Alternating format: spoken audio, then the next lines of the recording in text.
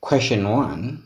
So for x, we have x squared minus 3x minus 4 is equal to 0. So we have a quadratic equation. So let's factorize this quadratic equation. So first, we look at the coefficient of the x squared term, which is 1. We multiply it by the constant, which is negative 4, and then we look for two numbers that will give us the product of negative 4 but the sum of the middle coefficient, which is negative 3. So it's positive 1 and negative 4. So when you add the two, you get negative 3. When you multiply the two together, you get negative 4. So inside the brackets, we say into x plus 1 into x minus 4. This is equal to 0. So x plus 1 is equal to 0, or x minus 4 is equal to 0. So x is the same as negative 1, or x is positive 4. That's 3 marks for you. You can use quadratic formula to solve for x. It's okay. Or you can complete a square, or you can use Newton's method. So with the second question, we have 2x squared minus x minus 7 is equal to 0. We have another quadratic equation. Inside the brackets, we have correct two decimal places. It means we are going to use a quadratic formula because we are going to get answers in decimal form.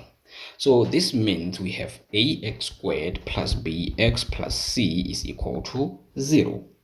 So we have a quadratic formula that states that x is equal to minus b plus or minus square root of b squared minus 4ac divided by 2a. So now, what is the value of a, b, and c? So the value of a is the coefficient of the x squared term, which is 2, and the value of b is the coefficient of the x term, which is negative 1, and c is the constant, negative 7. So it means we have minus into negative 1 plus or minus square root of into negative 1 squared minus 4. What is the value of a is 2, the value of c is negative 7, all divided by 2 into 2. So x is equal to 1 plus or minus the square root of what? We have 57 there, divided by 4. So we have x as what? Negative 1.64, because they said correct to two decimal places, or x is equal to 2.14, and then that's 3 marks for you. The third question, we have 5 to the power of x plus 1 minus 5 to the power of x is equal to 2500, which is 2500. So we have an exponential equation. With an exponential equation, first we expand the first term, which is 5 to the power of x plus 1, in this form. A to the power of n plus m is the same as a to the power of n multiplied by a to the power of m. So when we multiply powers with the same base, we copy the base and add the exponent. So we say 5 to the power of x times 5 to the power of 1 minus 5 to the power of x is equal to 2500. So we take out a common factor on the left hand side, and then we remain with 5 minus 1 inside the brackets. This is equal to 2500. So now inside the brackets we remain with 4. So it's 5 to the power of x times 4. This is equal to 2500. So we divide by 4 on either side of the equal sign. We remain with 5 to the power of x on the left hand side. And then on the right hand side we have what? We have 625, which is the same as 5 to the power of 4. Since we have the same base on either side of the equal sign, we ignore them or we drop them and equate the exponents. So it's x is equal to 4, and then that's 3 marks for you. The fourth question under 1.1, we have into x minus 3 into x plus 1 is less than 12. So it's inequalities and equations. So guys, this one is not fully factorized. They have factorized the left hand side, right? So for it to be fully factorized, it means on the right hand side we must have 0.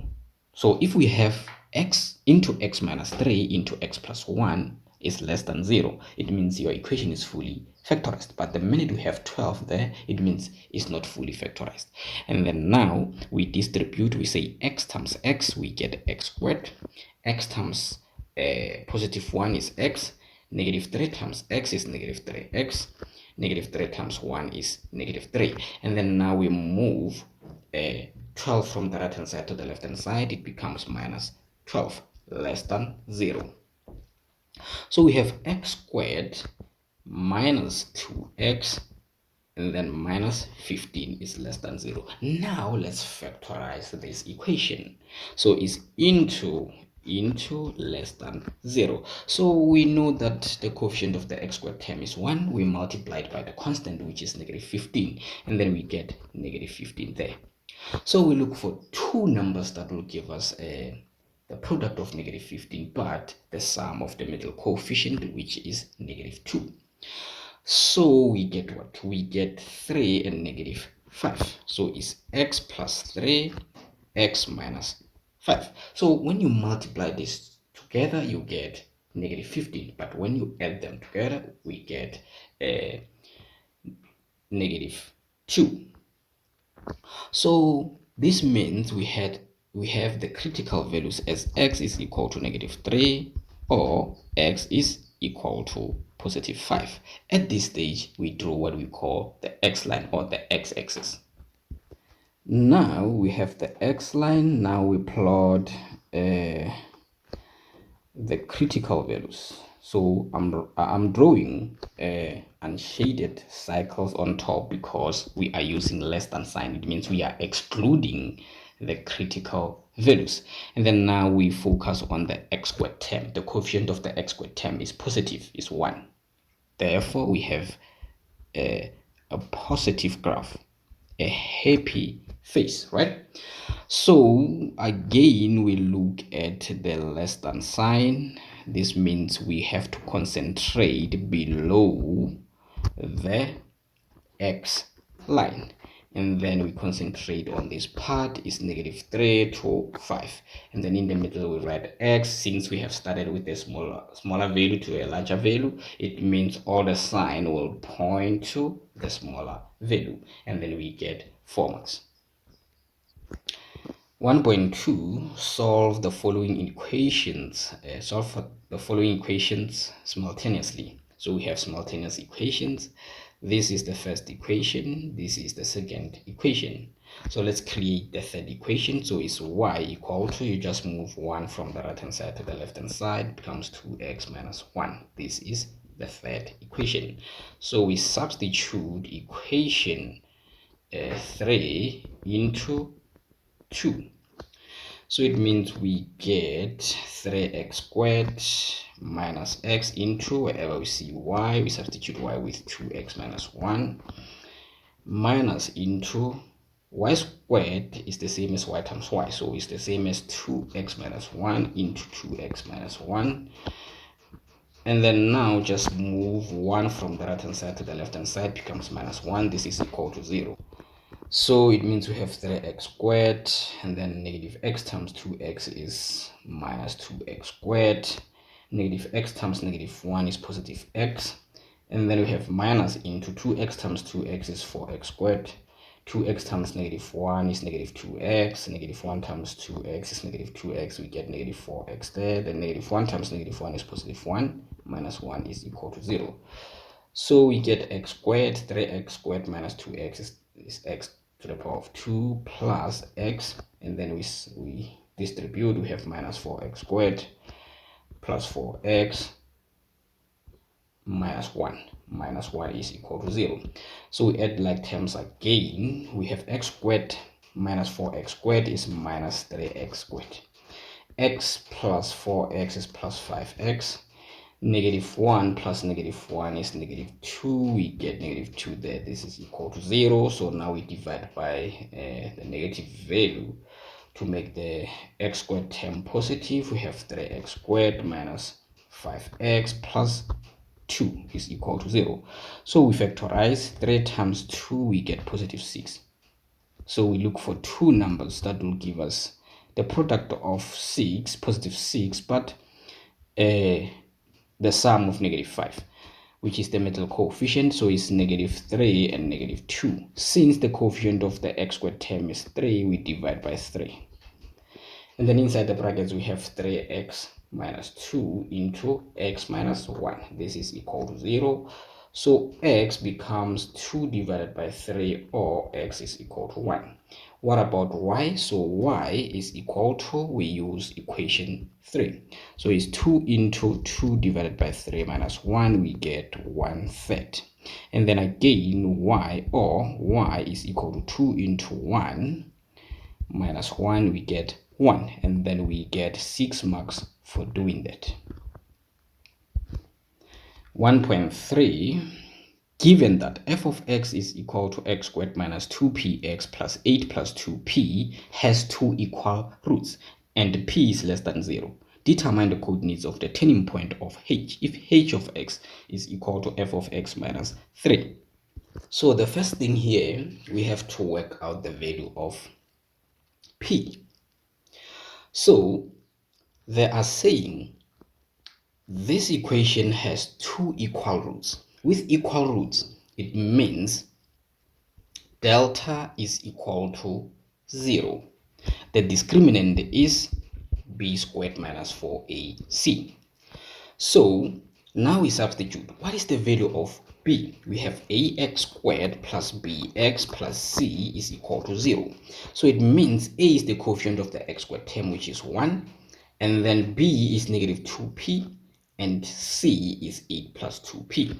So it means we have minus 2p squared minus 4 into, what is the value of a is 1, the value of c is 8 plus 2p. This is equal to 0. So we have 4p squared minus what? We have to say negative 4 times 1 times 8. And then we get negative 32. And then negative 4 times 1 times 2p, we get negative 8p. This is equal to 0. So we divide everything by with 4, we get p squared minus 2p minus 8. This is equal to 0. Now let's factorize. Let's factorize. We are looking for two numbers that will give us the product of negative 8, right? But the sum of negative 2, which is the coefficient of the middle term. So we find that is positive 2 and negative 4. Positive 2 and negative 4. And then p is equal to negative 2, or p is equal to positive 4. Sorry for that. So they are saying the value of p is less than 0. It means it's negative. Therefore, p is equal to negative 2. So if we know the value of p, is going to be easy for us to determine the coordinates of the turning point of h, or the equation of h. So since p is equal to negative 2, it means f of x is equal to x squared minus 2 times minus 2 is positive 4, and then we have 4x there, plus what? We have 8 plus 2p, so p is negative 2, right? So it's 8 minus 4, and then we get 4, right? So for us to get h of x, we know that we are going to say x squared plus 4x plus 4 minus 3, and then we get h of x as x squared plus 4x plus 1. So now let's work out the x coordinate of the turning point. We use x is equal to minus b divided by 2a, right? So the value of a is what? We have ax squared plus bx plus c. So the value of a is the coefficient of the x squared term, which is 1, of b is 4, which is the coefficient of the x term. So it's negative into 4 divided by 2 into 1. We get the x coordinate of the turning point of h as negative 2.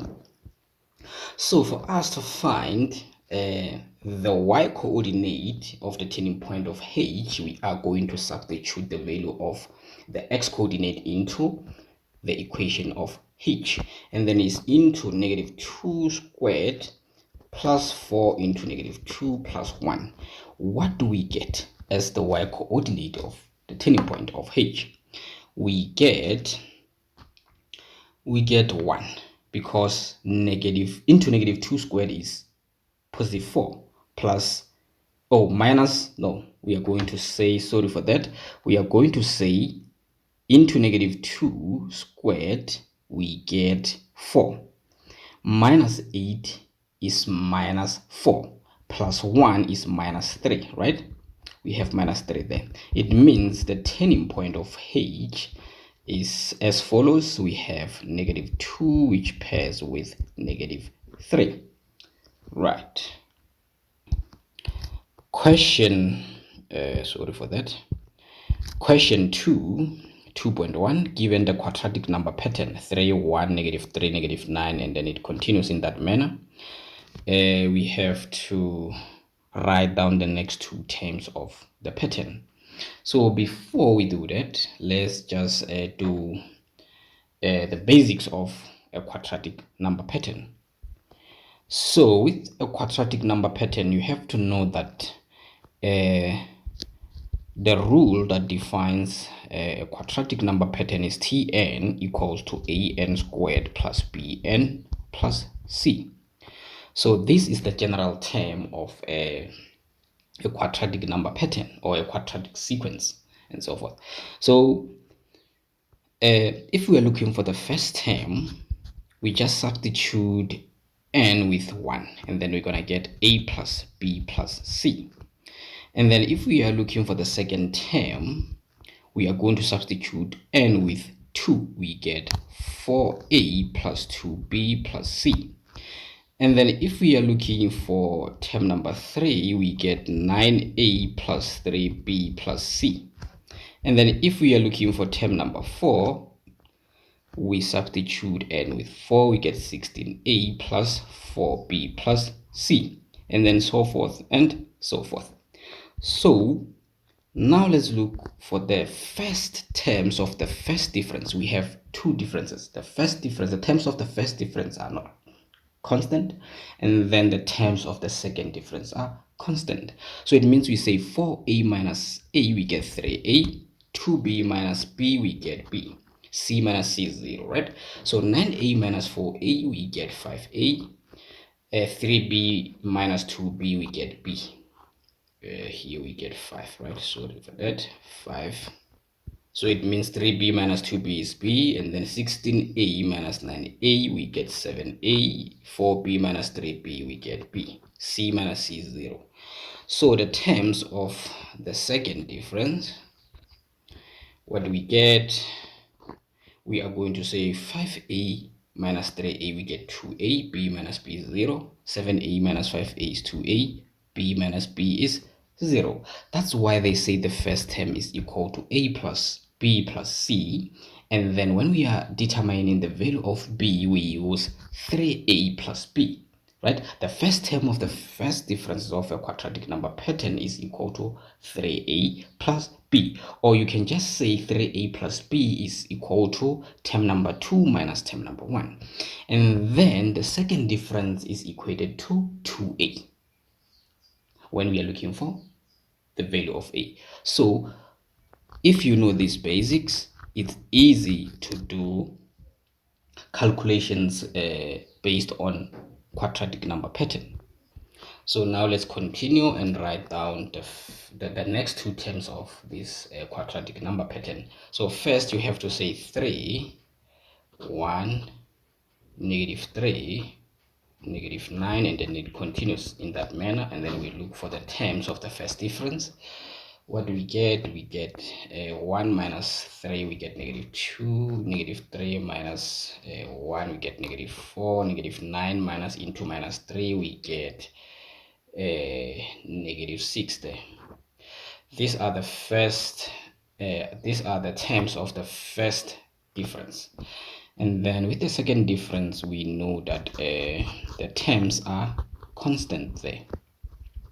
So it means it's negative 4 minus into minus 2, we get minus 2. Minus 6 minus into minus 4, we get minus 2. So you notice that for us to get the next term, we have to say negative 6 plus negative 2, we get negative 8. And then we say negative 8 plus negative 9, right? So we get negative 17. And then again, we are going to say negative 2 plus negative 8, we get negative 10. And then negative 10 plus negative 17, we get what? You need to know that we have to get, this is, you add negative 3 there, you get negative 27, right? Something like that. So these are the next two terms. So now let's move forward to 2.1.2. So determine Tn, the nth term of the pattern, in the form Tn is equal to an squared plus bn plus c. This is the general formula for a quadratic number pattern. So to determine this, we have to find the value of a, b, and c. So we know that the second difference is equal to 2a from the basics, right? So we equate these to negative 2. And then we divide by 2 on either side of the equal sign. We get a as negative 1. And then when we are looking for the value of b, we say 3a plus b, which is equal to the first term of the first difference. So we get negative 2 there. And then we know that a is negative 1. So it means b will be what? 3 times negative 1 is negative 3. Then we move it from the left hand side to the right hand side. We get negative 2 plus 3. We get 1, right? Positive 1. So b is equal to positive 1 there. And then now let's look for the value of c is a plus b plus c, which is the first term. We equate it to 3. So we know the value of a is negative 1 and the value of b is positive 1 plus c is equal to 3. It means c is equal to 3. So it means the general formula is Tn equals to negative n squared plus n plus 3. And then we get full marks there. So moving on, 2.1.3, which term of the pattern has a value of negative 1 or negative 809? Sorry for that. So as long as we know this general formula for the quadratic number pattern, we just say negative n squared plus n plus 3 is equal to negative 809. And then it's negative n squared plus n, and then it's 3 plus 809. We get 812. This is equal to 0. So since the coefficient of the n squared term is negative, we divide by a negative 1, and then we get n squared minus n minus 812 is equal to 0. So we look for two numbers that will give us the product of negative 812, and then we get n plus 28, n minus 29. So when you say negative 29 times positive 28, you get negative 812. So you can use a quadratic formula to find these n values. It's okay. So it means n is equal to negative 28 or n is equal to positive 29. Therefore, n is equal to 29. T29 is equal to negative 809. And then that's 3 marks for you. 2.2, given the arithmetic sequence, negative 1, 1, 3, 5, and then it continues in that manner. We are dealing with an arithmetic sequence, sorry for that. So let me just put you through the basics of an arithmetic sequence. So with arithmetic sequence, we determine the general term using Tn is equal to a plus into n minus 1 or multiplied by d. And then d is the common difference, a is the first term. So to work out the common difference, we say term number 2 minus term number 1 is the same as term number 3 minus term number 2. And term number 4 minus term number 3 will still give us the same answer. So that's how we look for the common difference or the constant first difference. So if you're looking for the first term, you just substitute n with 1, and then you get the first term as what? As a, because 1 minus 1 is 0 times d is 0. And then with term number 2, you substitute n with 2, and then we get what? We get a plus d. And then with the third term, you substitute n with 3, you get a plus 2d. And then it continues like that, right?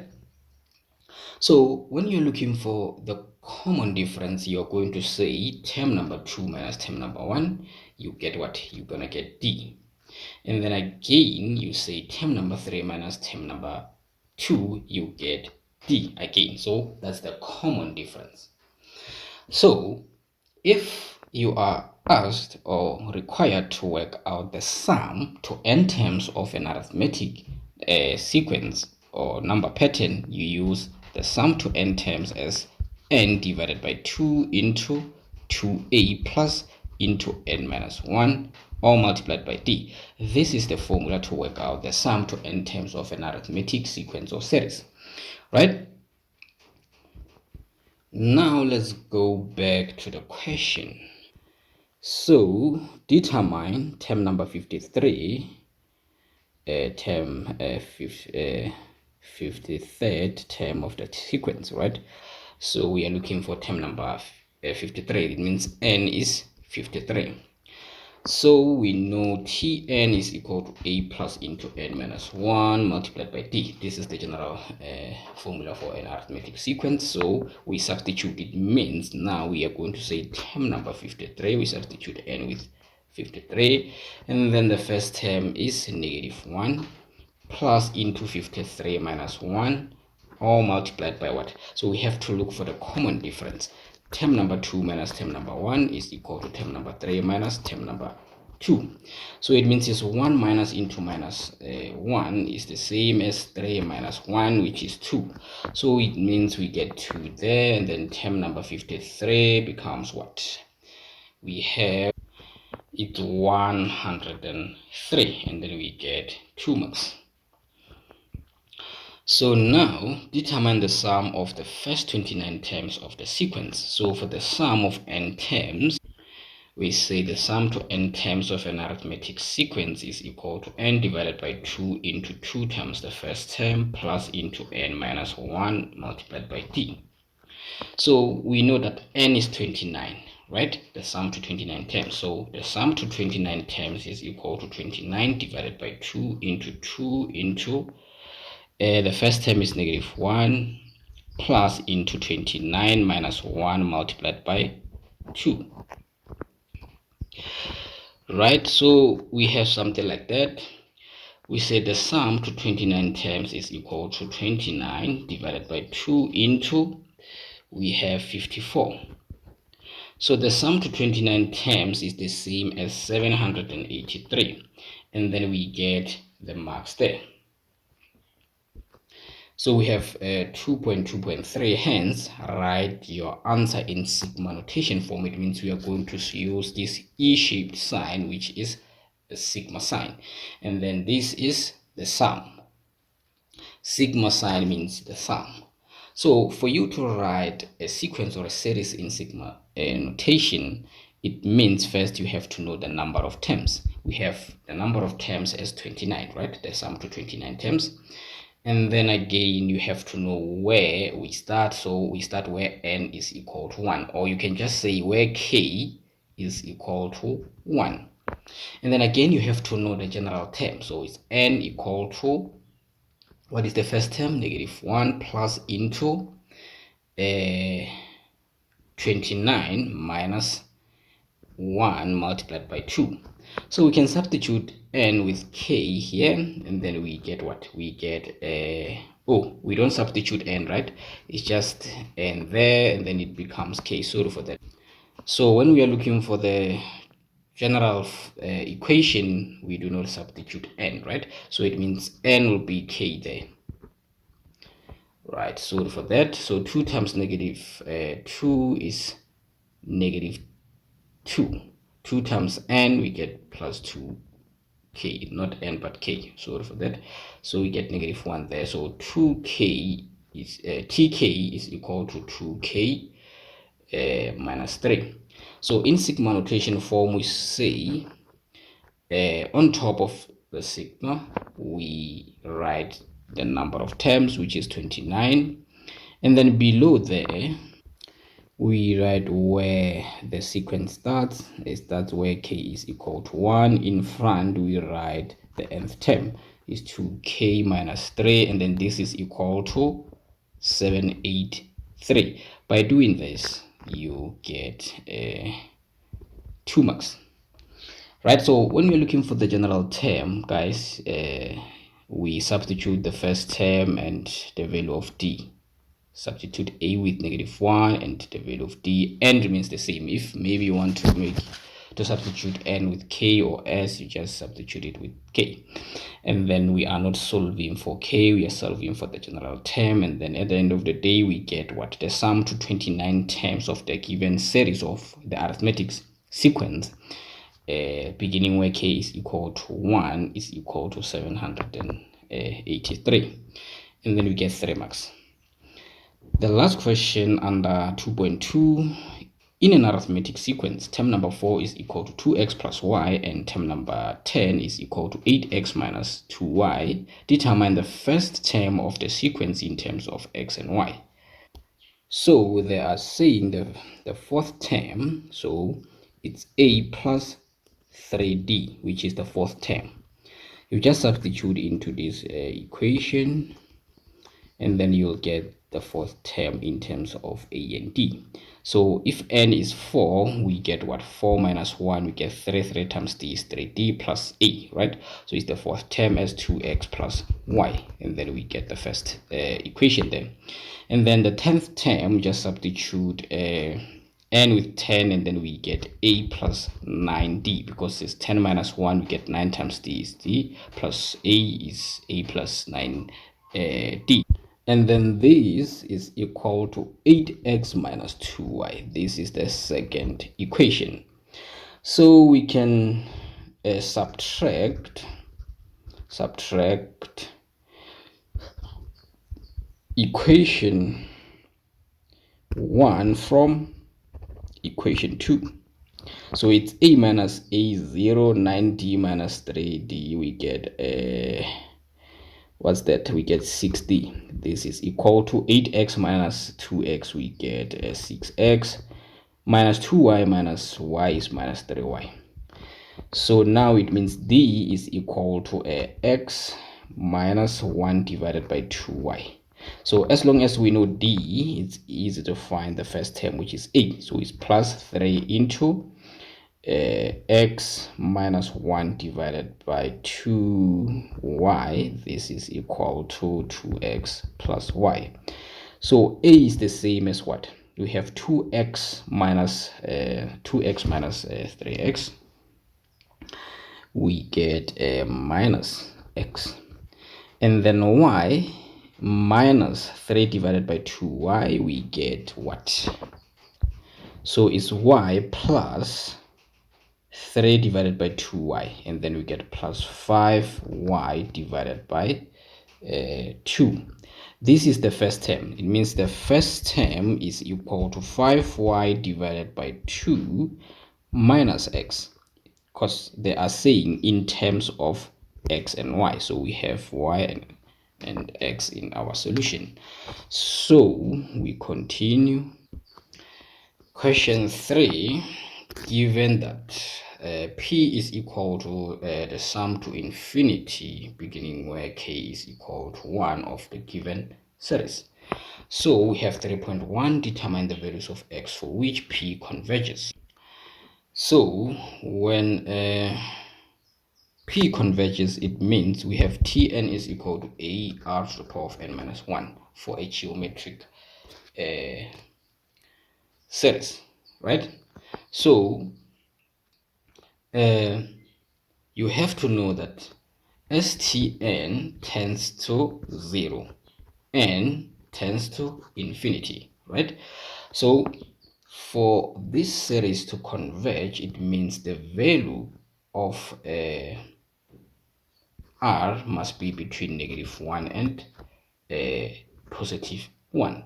So it means first we have to work out the first three terms of this series. So it's into x minus 1 plus, right, because k is 1, into x minus 1 to the power of 2 plus into x minus 1 to the power of 3 plus up to infinity. So if we are looking for the common ratio, we say term number 2 divided by term number 1. So term number 2 is this one. It means it's into x minus 1 into x minus 1 divided by the first term, which is x minus 1. So this one and this one will cancel out. We get the common ratio as x minus 1. So now we solve for values of x for which p will converge. So we have -1 is less than r is less than 1, so it will converge where the common ratio is between -1 and 1. So we substitute the common ratio with x minus 1, and then we get what? We get 0 is less than x, and then x is less than 2. And then p will converge where x is between 0 and 2, and then we get 2 marks there. So 3.2, calculate the value of p when x is equal to 2 divided by 3. So we know that the first term is x minus 1, and then the common ratio is x minus 1. This means a is 2 divided by 3 minus 1, and then what we get? We get -1/3. This means r is -1/3 because a, the value of a and r in terms of x is the same. So the value of p is what? It will be the sum to infinity. So p is equal to a divided by 1 minus r. So this is equal to, we know the first term as -1 divided by 3 divided by 1 minus into -1 divided by 3. So what is the value of p? You use a calculator there. And then we have -1 divided by 3 multiplied by 3 divided by 4, which is -1 divided by 4. That's the value of p. So guys, with a geometric number pattern, you have to know this. So with geometric number pattern or sequence or series, we have Tn is equal to ar to the power of n minus 1s, the common, as the general term for a geometric number pattern. So a is the first term. So if you're looking for the first term, you just substitute n with 1, and then you get r to the power of 0, which is 1 times a, we get a. And then the second term, we get what? We get ar, because it's 2 minus 1, so it's ar. The third term, we get ar squared, is like that, and then it continues like that. So for us to find the common ratio, we say term number 2 divided by term number 1 is the same as term number 3 divided by term number 2. So if you say ar divided by a, you remain with r, right? And then if you say ar squared divided by ar, you remain with r, right? So that's how we look for the value of r. Again, to work out the sum to n terms of a geometric number pattern, we say the sum to n terms is equal to a, which is the first term, into the common ratio to the power of n minus 1, all divided by r minus 1. And then this exists if r is not equal to 1, because if r is equal to 1, we have 1 minus 1, which is 0. The denominator is 0, therefore we get math error. Again, if we are looking for the sum to infinity, you have to say the first term divided by 1 minus the common ratio. And then this one exists where -1 is less than r, but r is less than 1. It means the common ratio must be between -1 and 1 for this one to converge. And then now that's all. Let's continue. Question 4, given f of x is equal to 1 plus 2 divided by x plus 3. So we are dealing with a hyperbola function here. A function is a hyperbola function. since x is the part of is part of the denominator. So the minute the independent variable is a denominator, just know that we are dealing with a hyperbola function.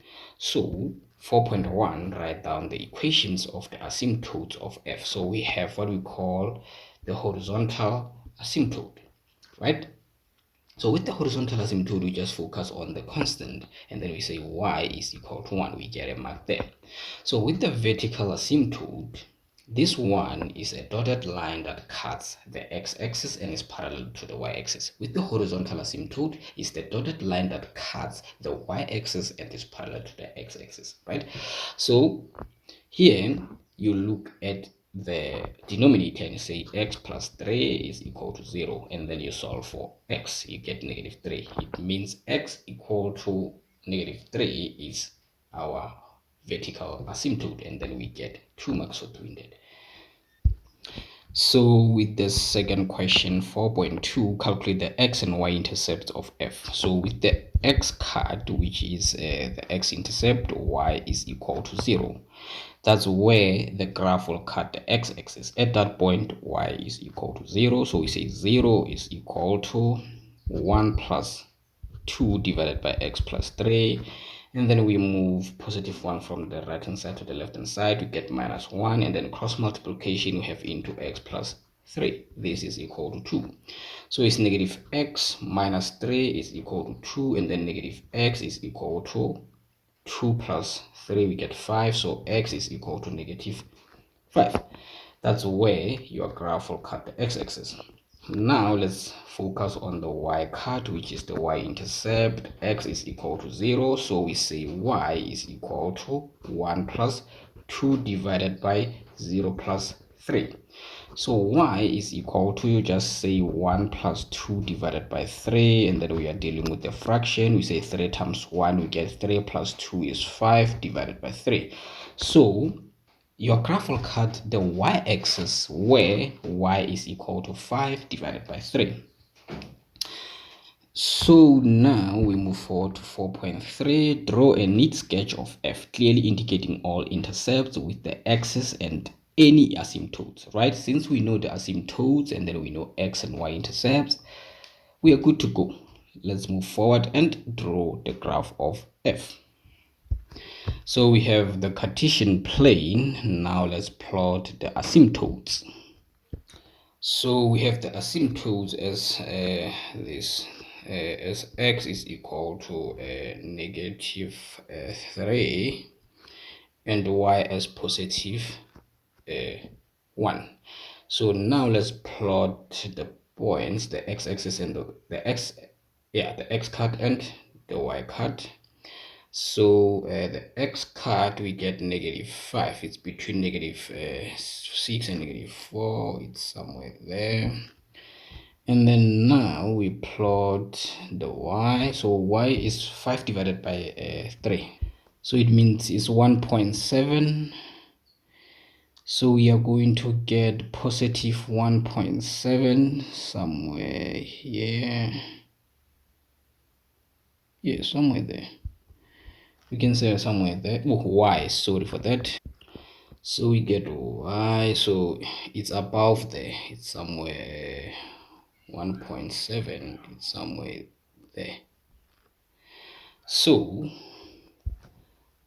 we're gonna have this. We're gonna have the graph as follows, and then something like that, and then another one will be in the third quadrant, and then we're gonna have something like that.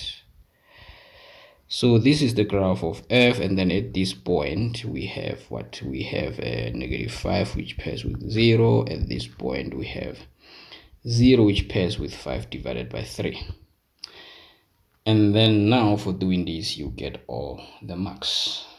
The reason why we have our graphs in the first quadrant and the third quadrant is because we have y is equal to a divided by x plus p plus q. So the minute the value of a is greater than 0, it means it's in the first and the third. If a is less than 0, it means our graphs will be in the second and the fourth. So you just have to pay attention to the value of a. So now let's continue.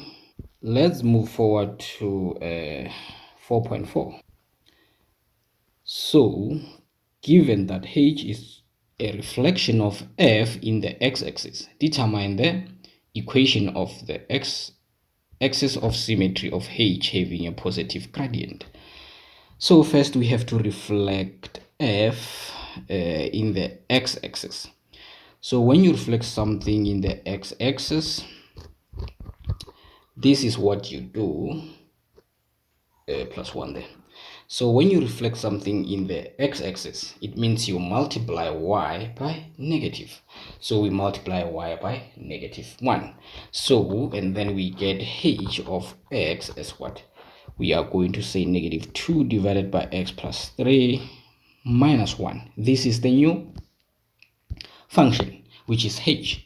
So now we work out the equation of the axis of symmetry with a positive gradient. It means we are going to say y is equal to, since they said with the positive gradient, we have positive there, and then inside the brackets we write the denominator, which is x plus 3, and then outside the brackets we write -1. So it means it's y equal to positive x, sorry for that, because we are dealing with positive gradient. And then again we say positive times 3, we get plus 3 there, and then -1. So it means it's x plus 2, right? So the equation is y equal to x plus 2, and then we get 4 marks. First you reflect it in the x-axis, and then secondly you work out the equation of the axis of symmetry with positive gradient.